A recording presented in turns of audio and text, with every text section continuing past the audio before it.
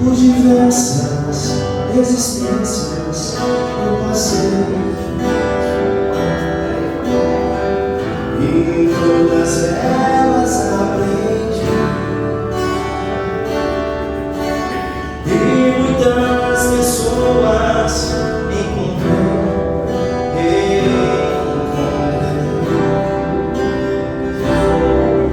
é o amor de Deus que nos faz retornar para juntos unirmos caminhar. É o laço mais forte que nos corações, é mais forte que a morte, constrói afeições onde amor é luz e brilha.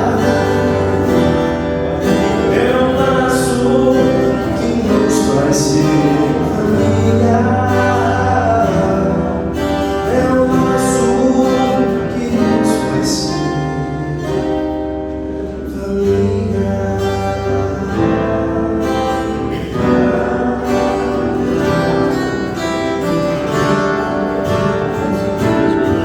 Sei que amores, fiz amores e vão mesmo no fim. Isso tudo eu sei, vai transformar o meu coração.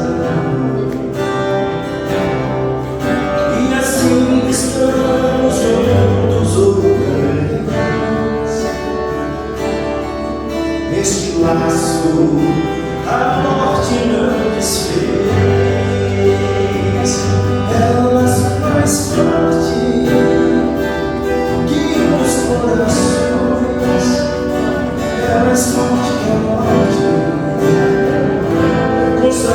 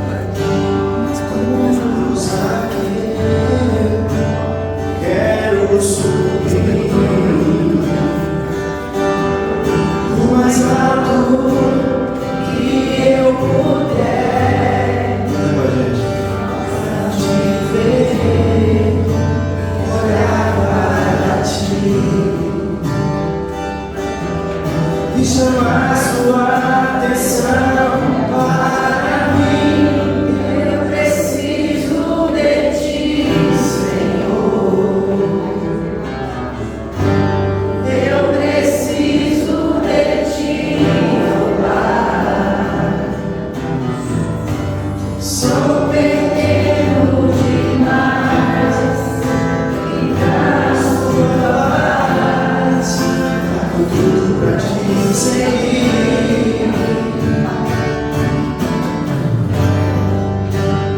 Entra na minha casa, entra na minha vida, neste corpo, minha estrutura, sara todas as feridas, me ensina a ter santidade, leva mais somente a ti, que o Senhor é meu bem maior, faz um milagre em mim.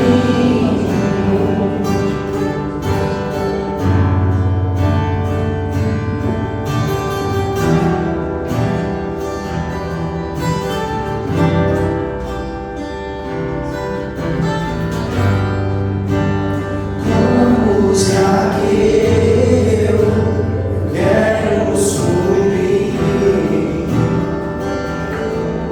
o mais alto que eu puder, só pra te ver, olhar para ti e chamar sua atenção para mim. Eu preciso de ti, Senhor. Eu preciso de ti, meu Pai. Sou pequeno demais, me dá sua paz para tudo te seguir.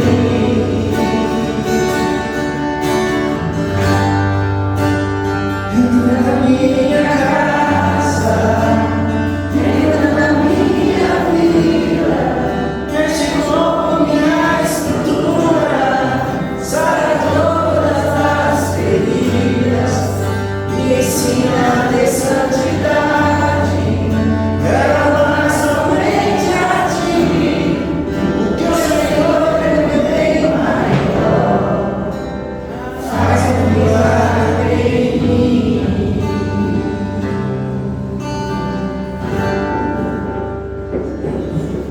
Antes de nós começarmos a palestra, eu convido o nosso irmão Alci, que vai fazer uma síntese aí dessa semana tão maravilhosa que estamos caminhando aí para o encerramento.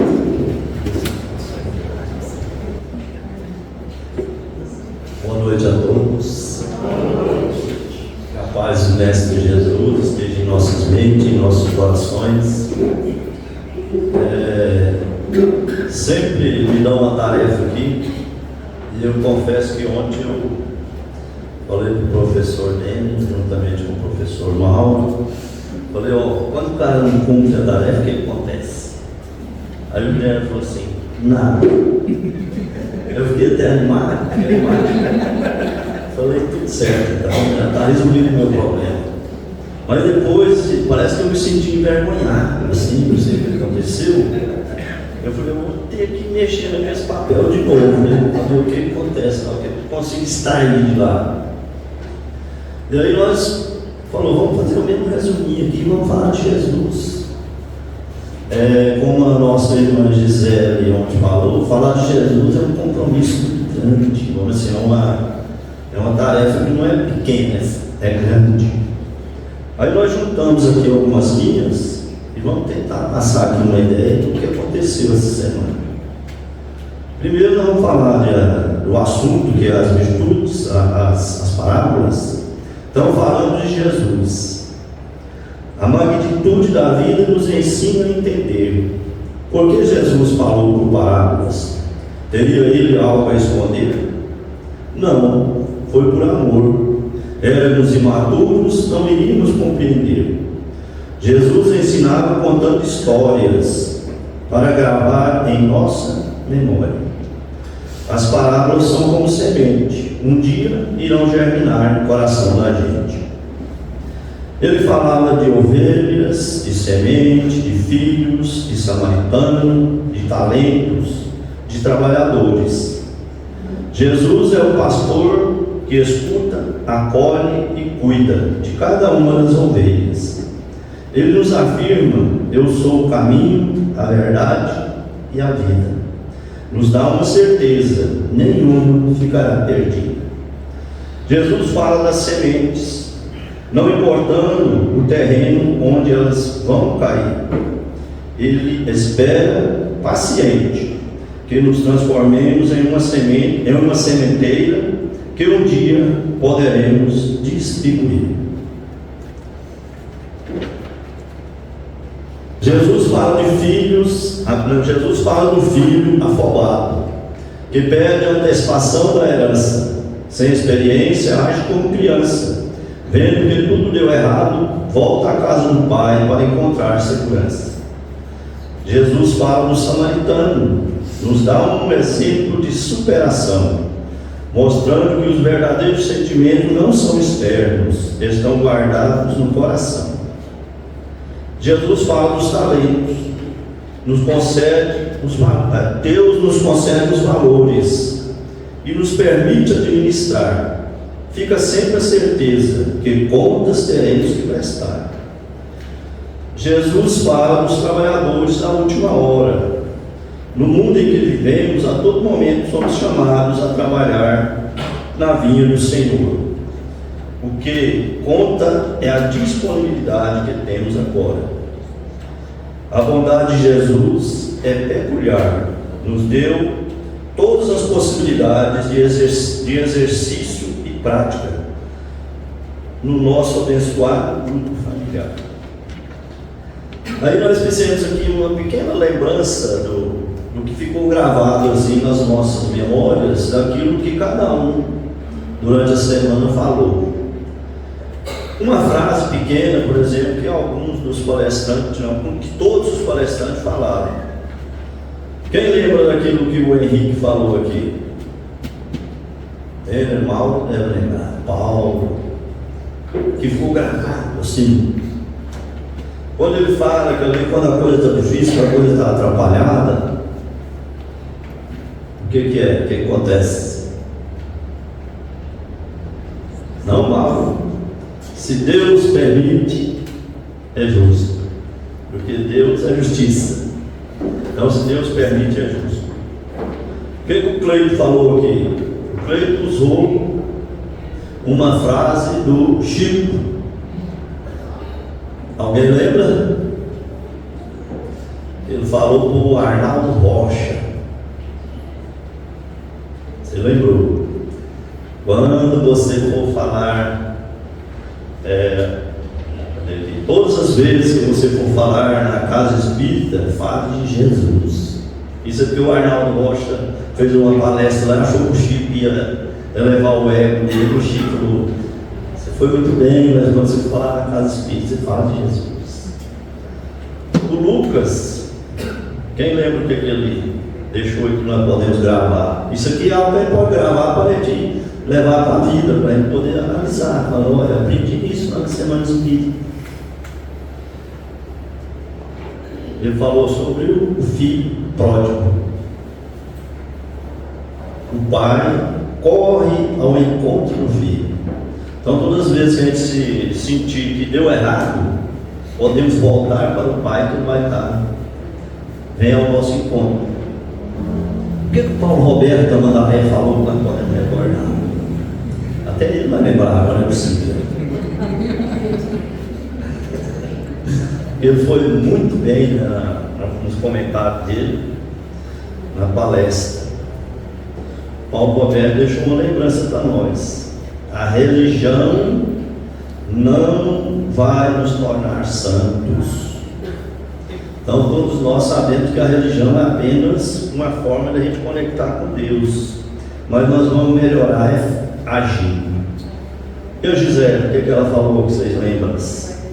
Traz a nossa lembrança, que a gente pode guardar. O mais difícil é vivenciar.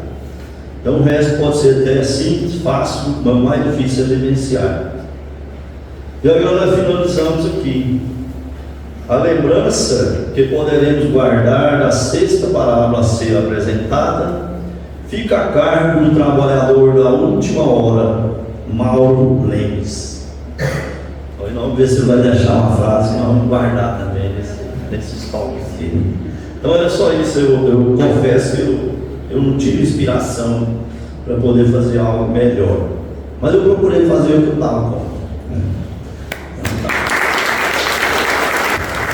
Imagina que ele tem inspirado. Se não estava assim, imagina quando ele estiver. Parabéns a você, sempre muito bom. Essa poesia, essa arte, o espiritismo, isso também, né? Envolve a filosofia, envolve a arte, tudo isso que eleva a nossa consciência de maneira tão bonita, tão bela. E para dar continuidade a toda essa arte, a toda essa filosofia, a todo esse conhecimento do doutrina espírita, nós vamos convidar o nosso amigo Mauro Lemes para fazer a última palestra, que é os trabalhadores da última hora. Com você.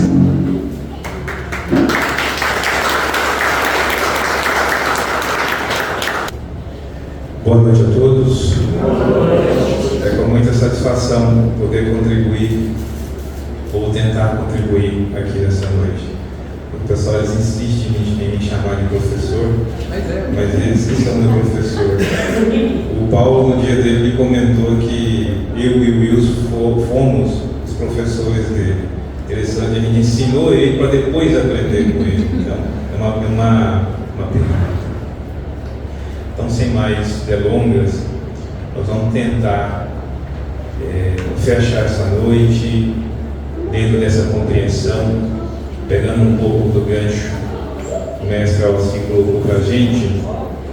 Essa semana, se a gente pudesse sintetizar, porque as parábolas, elas são ricas em simbologias, e quando a gente olha assim, a maestria que Jesus tem em trazer algo da época, fazer uma junção de algo mais antigo do que o tempo dele, quando ele esteve aqui, mas também pensando naqueles que futuramente iriam ouvir, que somos nós aqui hoje. Olha a maestria do Mestre Jesus em trabalhar conteúdos pensando no futuro, atendendo a necessidade do presente, fazendo a comparação com o passado, mas preocupado com o futuro. Quando a gente olha para cada dia que ocorreu aqui, desde segunda-feira, segunda-feira foi a parábola da ovelha perdida, e ficou bem claro que para o nosso Pai Maior, não existe ovelha nenhuma que fica para trás, não fica ninguém perdido. E na terça-feira nós entendemos por que acontece dessas ovelhas, que somos nós, se perderem. Nem todos têm o terreno, que é o coração, prontos ou preparados para receber a semente do bem, para receber essa semente do conhecimento, essa semente do Evangelho. Quando a gente olha, faz uma analogia ao longo da semana, e trazendo ela, a gente pode fazer inúmeras interpretações. A gente pode trazer ela para o coletivo, ou a gente pode trazer ela para o individual. Do individual nós podemos trazer para uma vida apenas, em diferentes etapas dessa vida, ou nós podemos trazer para várias vidas de um mesmo indivíduo. Vamos pegar ele como um indivíduo, para a gente sintetizar. Ele se perdeu. E como na parábola ensina que nenhum filho fica perdido, ele recebe uma nova oportunidade. De que forma? Recebendo a mensagem do Evangelho, para ter um comportamento diferente. Só que o coração desse indivíduo ainda não estava pronto, e ele continuou perdido. Só que com o passar do tempo ele se arrependeu, e ele resolveu pegar o caminho de volta, que está lá no filho pródigo. O que acontece? O pai o aceitou. Quando a gente olha nesses 3 dias, são 3 dias de oportunidades, 3 dias de um amor paternal de Deus para com esse indivíduo. Na palavra do bom samaritano, ele, por escolhas equivocadas, ele cai em armadilha de ladrões. Aprende com isso, ganha uma nova oportunidade. Como até ali, o que ele fez foi mal aproveitado por ele mesmo, por escolhas equivocadas, o que a providência divina entende? Vamos dar apenas um talento para esse indivíduo? Vamos minimizar a responsabilidade desse indivíduo, como a nossa querida irmã Gisele comentou ontem. Aquele que recebe um talento pode ser simbolizado como a responsabilidade apenas dele cuidar de si mesmo. Às vezes nós viemos nessa vida apenas para cuidar de nós, e nem assim a gente consegue, na maioria das vezes. Então aconteceu com esse indivíduo, teve a oportunidade, se perdeu, recebeu a mensagem do Evangelho e continuou perdido, resolveu voltar para casa, ganhou uma nova oportunidade, só que por escolhas equivocadas cai em armadilhas. E por amor que Deus tem a esse indivíduo, ou seja, que Deus tem para nós, ele recebe apenas um talento. E mesmo assim, ele não conseguiu cuidar de si, não conseguiu multiplicar esse talento, que era a sua transformação. O que vai acontecer com esse indivíduo? Aqui nós já sabemos que Deus não deixa ninguém para trás. O que vai acontecer com esse filho? Ele vai ter outra oportunidade? Vai. Nós teremos outras oportunidades? Teremos. E isso a gente vai encontrar na parábola dos trabalhadores da última hora.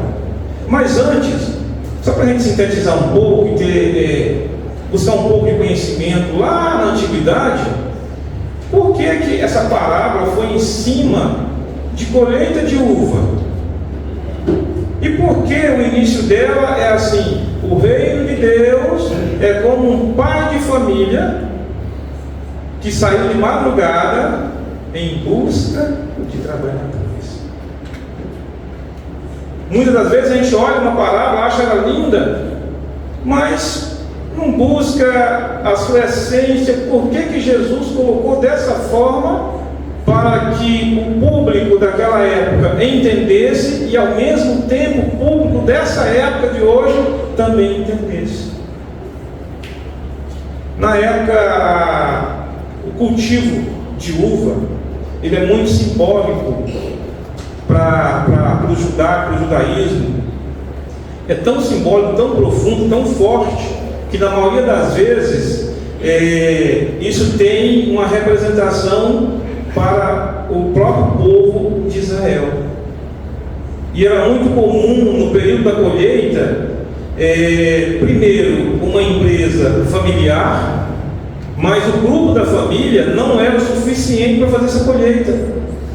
E ela precisava de contratar pessoas fora, pessoas que estavam desempregadas, pessoas diaristas. Então esse pai de família, ele sai, voltando um pouquinho, qual a simbologia de um pai de família? Ele cuida, ele acolhe, ele olha com o mesmo olhar todos os seus filhos, dando a mesma oportunidade para todos, amando de igual para igual.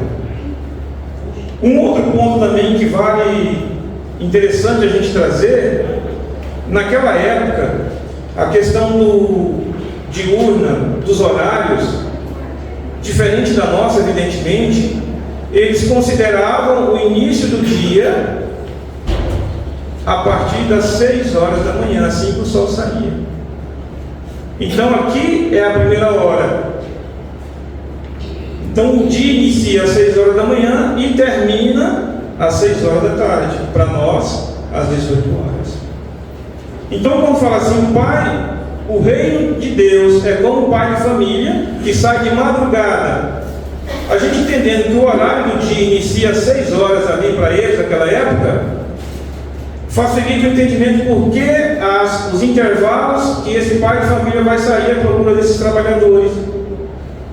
E o interessante é que esses trabalhadores, se pudéssemos classificar, eu não sei se todos aqui, evidentemente, nem todos aqui são de Rio Verde, mas quem são naturais daqui vai lembrar. Lembra que antigamente nas praças aqui na cidade, nos finais, na saída da cidade, tinha aquela questão de trabalhadores diários, conhecidos como chapas? Quem é que lembra? Quem é daqui, evidentemente que vai lembrar. Nas cidades pequenas ainda tem. Ainda tem isso? Isso. Pegando esse exemplo, a gente entender a forma que esse pai de família busca esses trabalhadores, e por que teve os primeiros, teve os segundos, teve os terceiros, o quarto e o último grupo. Ele sai de madrugada, então ele sai antes da hora do meio-dia. Quem lembra desse processo de trabalho dinâmico, desse pessoal conhecido como chapa, que ficava nas praças aguardando trabalho, aguardando oportunidade? Quem eram os primeiros a serem escolhidos? Quem chegava lá primeiro, e geralmente quem chegava lá primeiro eram considerados os melhores. Eram bons no que faziam, tinham conhecimento, tinham experiência, logo conseguiam as melhores oportunidades. Então esse pai de família chega nesse grupo primeiro, que era aquela chapa forte, fisicamente preparados, com experiência de trabalho preparados, e chega e faz um acordo: ide para a minha vinha e pagarei a diária com um denário. Acordo fechado, concorda? Gravem bem essa passagem. Foi acordado que eles receberiam um salário, naquela época o salário era diário, um denário para pagar esse salário. Só que na terceira hora do dia, esse pai de família sai novamente. Que horas que é a terceira hora do dia? Considerando que o dia inicia às 6 da manhã.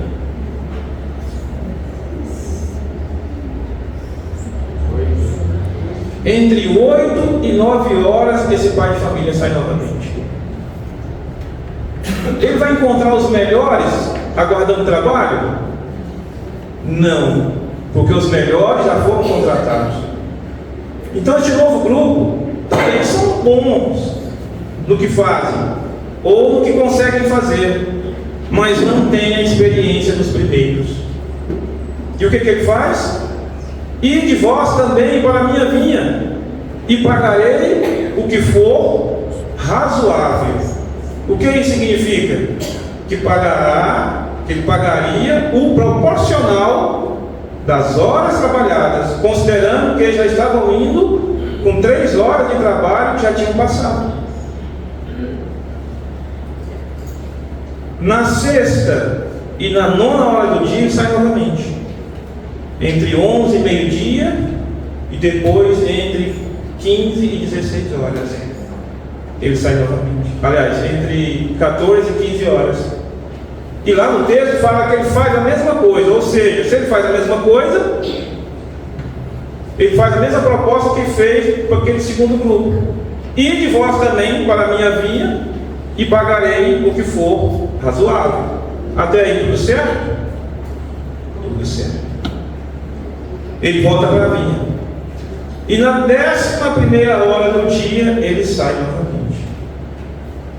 Considerando, pegando como exemplo aqui esse passado nosso que tinha esse grupo de trabalhadores aqui, chegando quase no final do dia, ia encontrar trabalhadores? Pelo menos não com capacidade, ou não com experiência. E se encontrasse, que tipo de trabalhadores eram esses? O resto do resto. Quando a gente pega uma classificação, antes de chegar nesses últimos trabalhadores, vamos pegar aqui os primeiros trabalhadores. São as pessoas fisicamente preparadas, saudáveis, mentalmente saudáveis, moralmente, entre aspas, saudáveis. Depois eu explico por que entre aspas. Intelectualmente, com conhecimento, com experiência dentro do trabalho que lhes oferecia. Eram os melhores. Se o segundo grupo era mais ou menos, o terceiro e o quarto um pouco mais ou menos, e esses últimos eram o resto do resto, qual classificação esse último grupo teria? Considerando a nossa compreensão de escala de pessoas com competências. Considerando que nós somos seres humanos e que muitas das vezes somos abarrotados de vícios físicos e morais. Esses últimos trabalhadores, no final do dia, eram pessoas portadores de vícios físicos, eram bebidas, drogas,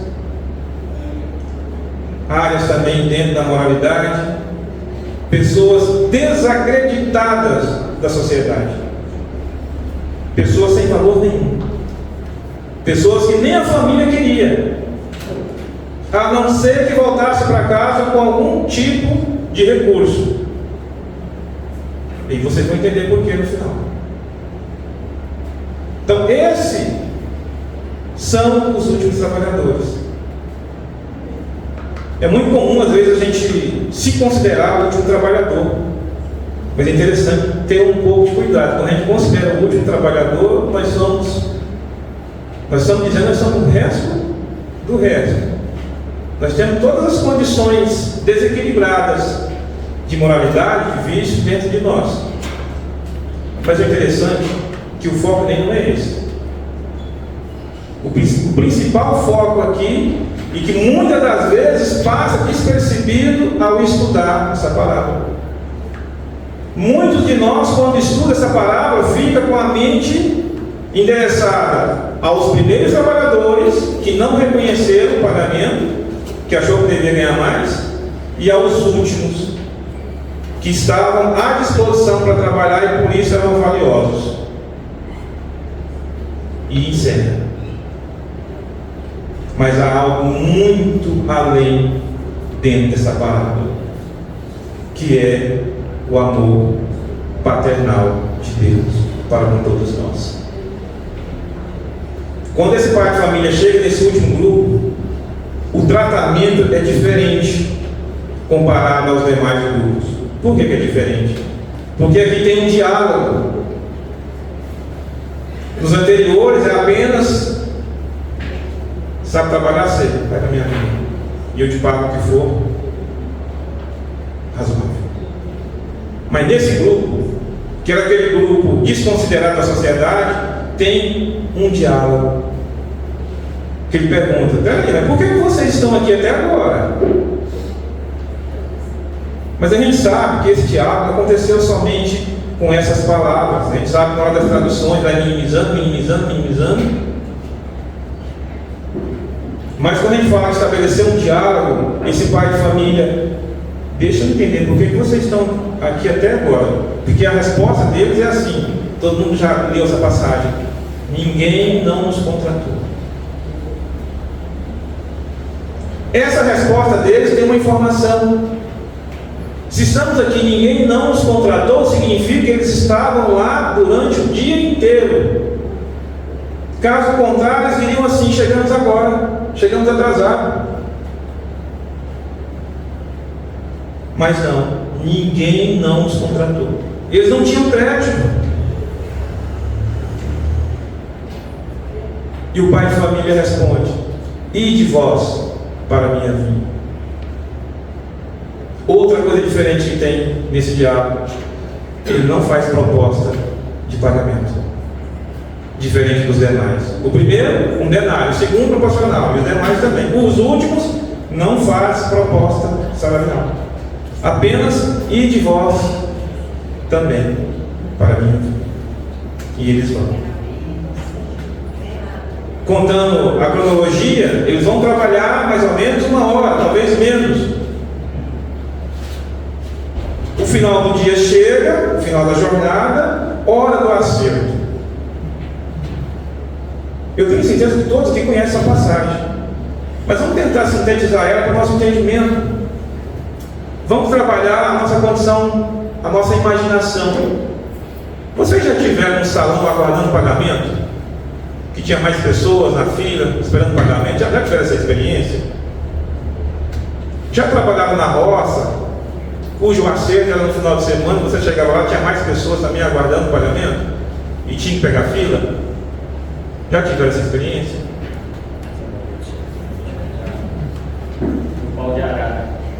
muitas das vezes dava uma confusão, não era? Campanha de feijão. E na hora do acesso aquele monte de gente, filas e mais filas, gente cortando filas, e muitas das vezes dava confusão. Imagina esse cenário, todos ali aguardando o pagamento. E na hora de acertar, o que o pai de família fala? Vai lá para o seu executor desse trabalho, olha, organiza o pagamento com eles, e a fila é enorme. Começa a pagar pelos últimos. Missão dada, missão cumprida. Só que na hora que ele começou a pagar os últimos, qual foi a postura dos primeiros? Isso é um absurdo. Nós somos os primeiros. Isso é uma falta de respeito muito grande. Quem aqui já teve a experiência de estar em fila aguardando o pagamento, se os últimos começassem a receber primeiro? Não precisa falar a reação. A gente sabe qual a reação seria. Com eles, foi muito maior essa reação. Mas, olha a questão do interesse. Quando ele vê que os últimos que trabalharam apenas uma hora receberam uma moeda, um denário, qual foi o sentimento deles? Aí sim. Ainda não. Ainda não é a revolta. Se esses trabalharam uma hora e receberam uma moeda, e nós trabalhando aqui 12 horas, vamos sair daqui com uma fortuna. Mas da hora de chegar a vez deles, uma moeda, um denário. Foi justo? Não respondo. Antes de responder, vamos tentar entender. Porque eles começaram, eles ficaram daquele jeito que vocês estão imaginando. E um deles chega no pai de família, isso é um absurdo, isso é uma falta de respeito. Nós trabalhamos o dia inteiro, transpiramos, e esses aí trabalharam apenas uma hora, e deixa a eles um denário. O que está embutido dentro desse comentário, desse trabalhador? Porque tem um sentimento aqui, e às vezes a gente não percebe. Quando ele fala assim, estamos aqui o dia inteiro, trabalhamos o dia inteiro, esforçamos, transpiramos, 12 horas de dedicação, e eles trabalharam menos que uma hora e recebeu também uma moeda. O que ele está querendo dizer com isso, para aquele pai de família? Porque não foi questão de pagamento, não foi questão monetária, porque o pai de família olha para ele: mas nós não combinamos um denário? Sim. Eu te paguei um denário? Sim.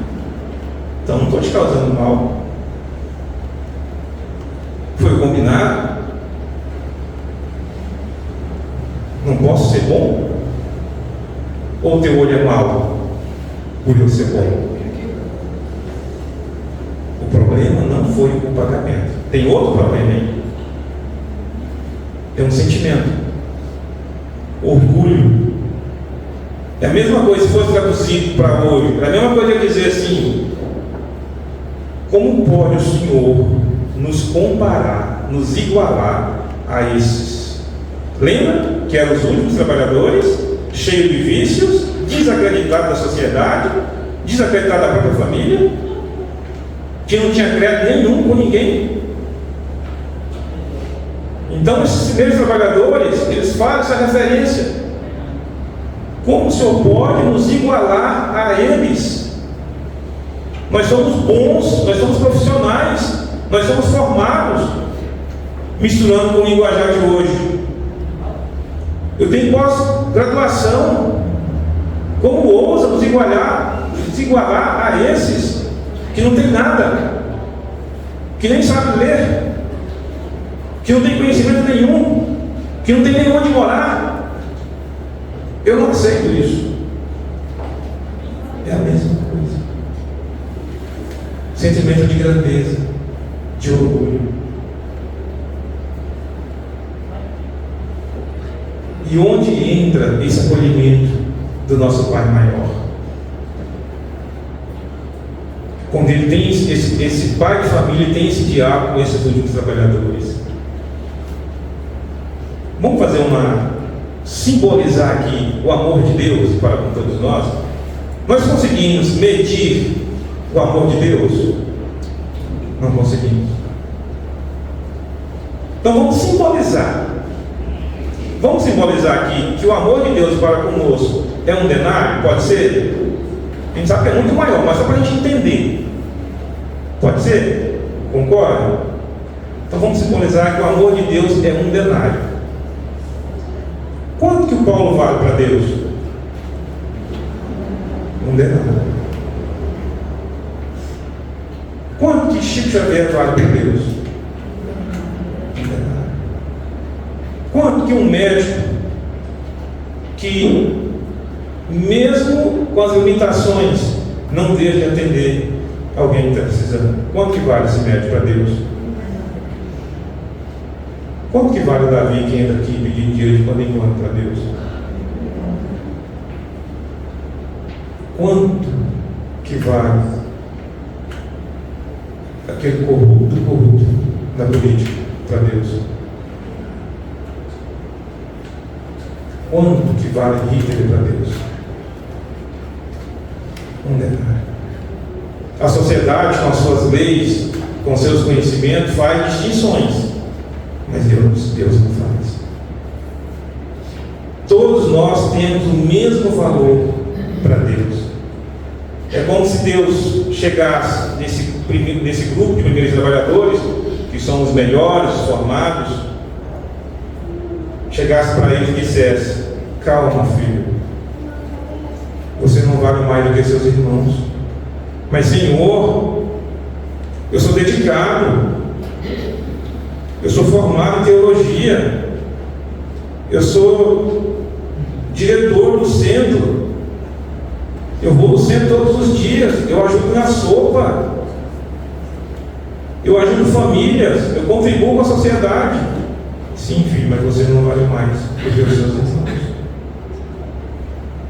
E ao mesmo tempo ele vai naqueles últimos trabalhadores desacreditados que tiveram as oportunidades, mas que desperdiçaram. Ele chega nesses trabalhadores: filho, calma, ergue a cabeça, você tem valor, eu amo você, mas Senhor, eu sou caloteiro, eu abandonei filho, eu traí minha esposa, meu esposo, Senhor, eu uso droga, eu roubo coisa da minha mãe para abastecer, saciar meus vícios, mas filho, você vale alguma coisa, eu te amo. Então é dessa forma que o nosso Pai Maior nos vê, nos dando sempre oportunidades. Se pudéssemos fazer uma comparação de nós para com esse trabalhador, vou pegar aqui os últimos e os primeiros. Esses últimos parecem com quem? Com quem esse grupo mais se parece?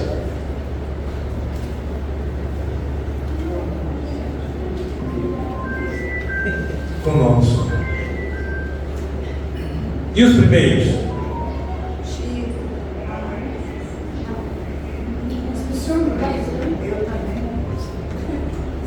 Qual a diferença?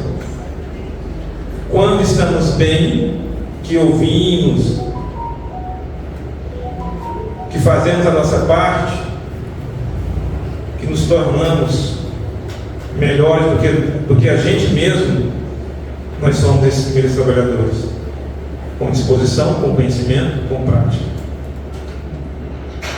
Mas quando a gente faz uma escolha equivocada, mesmo tendo conhecimento, a gente mesmo se sente inferior, a gente mesmo se sente sem a dignidade e o reconhecimento de Deus, e acabamos por nos tornar como aqueles últimos trabalhadores. Mas aí vem a paternidade divina e nos dando novas oportunidades. O que nós precisamos fazer? além de amar, de buscar estar à disposição como esses últimos trabalhadores. Não desistir. Esses últimos trabalhadores que estavam na praça é uma simbologia. Debaixo de sol, não poderiam retornar aos seus lares sem um recurso. Deu 8 horas, ninguém contratou. Deu 9 horas, ninguém contratou. Meio-dia, ninguém contratou. Deu fome, mas não tem para garantir o almoço. Deu 13 horas, ninguém contratou. Deu 15, 16, 17. Uma pessoa de sã consciência fazia o quê? Ir embora. Então por que eles não foram? Ir embora era assinar sua própria derrota. Era desistir da sua própria vida. E se eles fossem embora, o que ia acontecer? O pai de família passou, não passou? Na última hora, ou seja, para nós, naquele momento que a gente acha que não tem mais jeito, que não tem mais solução, é nesse momento que esse pai de família aparece e nos convida. Não faz proposta, apenas convida. Ide vós também para a minha vida. Pegando a ideia de simbologia, o que essa praça representa simbolicamente para nós? Qual é a nossa praça? É o nosso trabalho, que muitas das vezes a gente está numa empresa, não suporta mais essa empresa, não aguenta mais. Está difícil?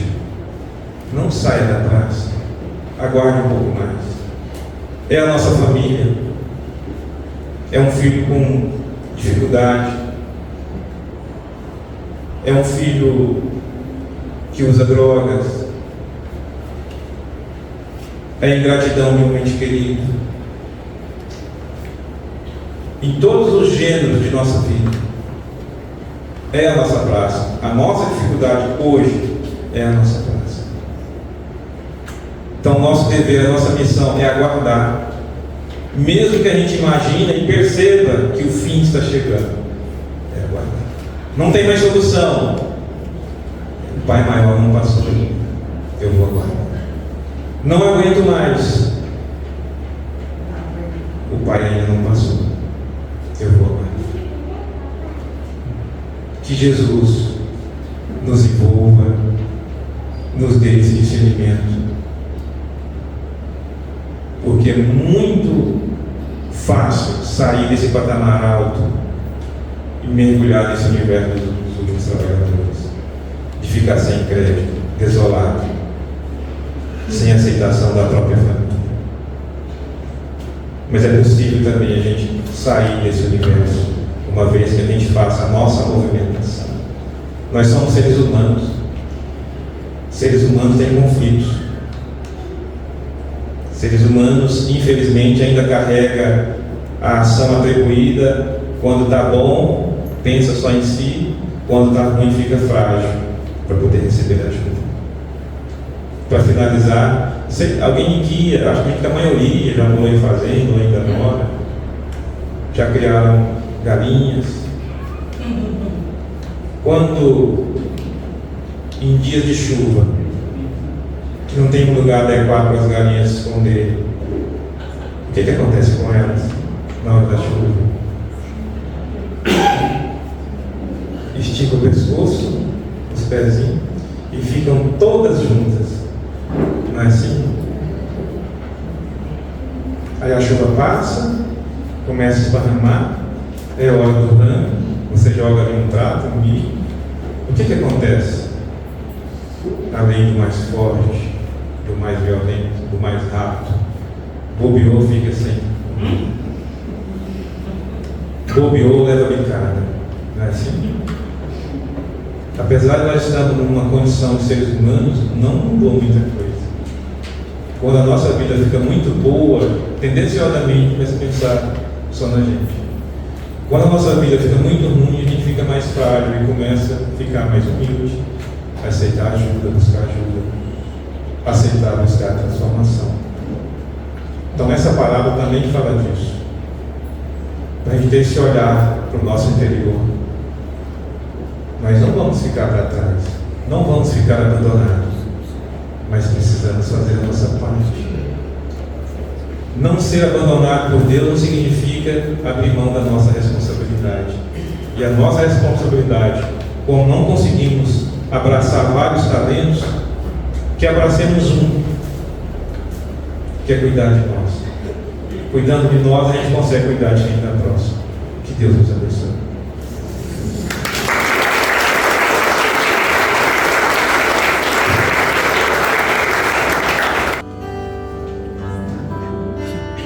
Deus está aqui nesse momento. Sua presença é real em meu viver. Entregue sua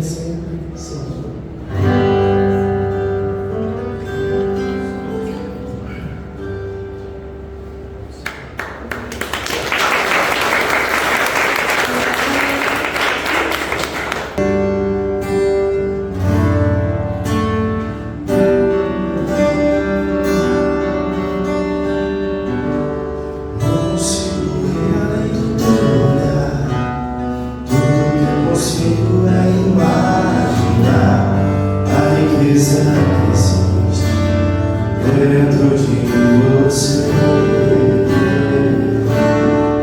O consumo só de ligar, mas te olhando eu posso a Deus adorar. Sua alma é o bem e nunca envelhecerá. O pecado não consegue esconder a marca de Jesus existe em você. O que você fez ou deixou de fazer não mudou no início. Deus escolheu você. Sua raridade não está naquilo que você possui ou que sabe fazer. Isso é um mistério de Deus com você. Você é o espelho que reflete a imagem do Senhor. Chora se o mundo ainda não mudou. Já é o bastante Deus reconhecer o seu valor. Você é precioso, sabe que o ouro no dia o fim. Se você não existiu, Deus não vai resistir. Ele está aqui pra te levar. Se o mundo te fizer cair, ouro eu consigo só admirar. Te olhando eu posso a Deus adorar. Sua alma é bem que nunca envelhecerá. O pecado não consegue esconder a marca de Jesus que existe em você. O que você fez ou deixou de fazer não mudou o início. Deus escolheu você. Sua raridade não está naquilo que você possui ou que sabe fazer. Isso é um mistério de Deus com você. Você é o espelho que reflete a imagem do Senhor. Chore se o mundo ainda não mudou. Já é o bastante Deus reconhecer o seu valor. Você é precioso, mas sabe que o ouro puro de um fim. Se você não existiu, Deus não vai resistir. Ele está aqui pra te levar. Se o mundo te fizer cair,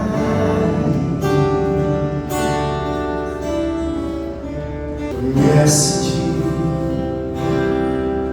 a ti mesmo.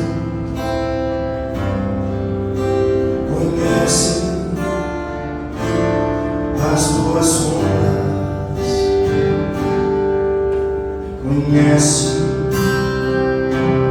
todos os seus medos. Conhece os seus temores.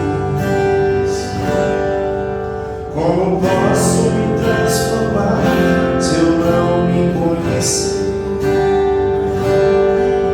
Se as nuvens escuras não permitem o céu aparecer, recolha-te todos os dias, relembra-te como agiu com seu irmão. Se ainda não somos o que queríamos ser, é sinal que temos muito que aprender. Oh meu Senhor, porque o bem que eu quero eu não faço, e o mal que eu não quero ainda faço. Reconheço, é o mal que habita em mim. Oh meu Senhor, quando quero fazer o bem, o mal me prende e me arrasta para sensações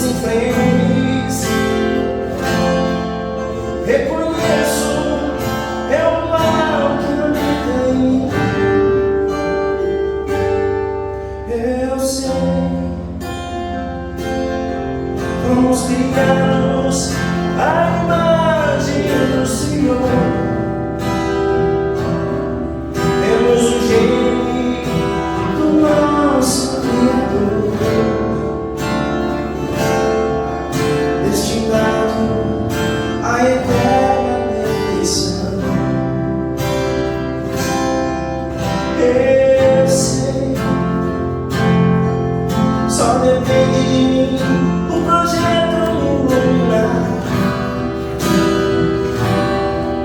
que o amor é a porta para entrar no reino dos céus para minha evolução.